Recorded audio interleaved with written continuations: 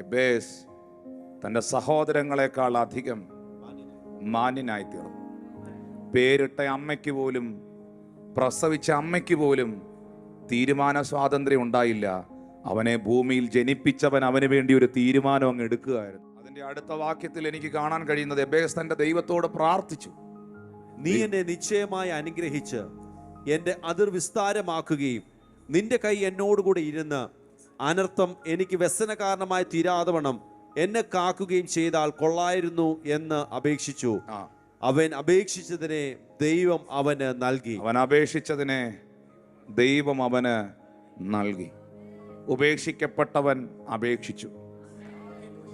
അപേക്ഷിച്ചപ്പോൾ ദൈവം അവൻ അത് കൊടുത്തു.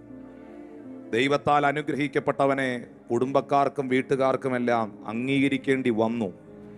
എബേസ് തൻ്റെ സഹോദരന്മാരെക്കാളും മാന്യനായി മാറി. പ്രാർത്ഥിക്കുന്ന നീ, ദൈവത്തെ അറിയുന്ന നീ, കർത്താവിൽ വിശ്വസിച്ച് താങ്കൾ നിന്റെ കുടുംബത്തിലുള്ള എല്ലാരേക്കാളും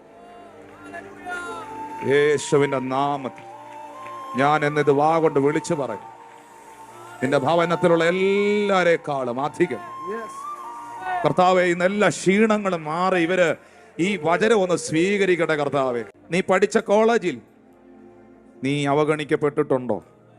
പഠിച്ച സ്കൂളിൽ അവഗണിക്കപ്പെട്ടിട്ടുണ്ടോ?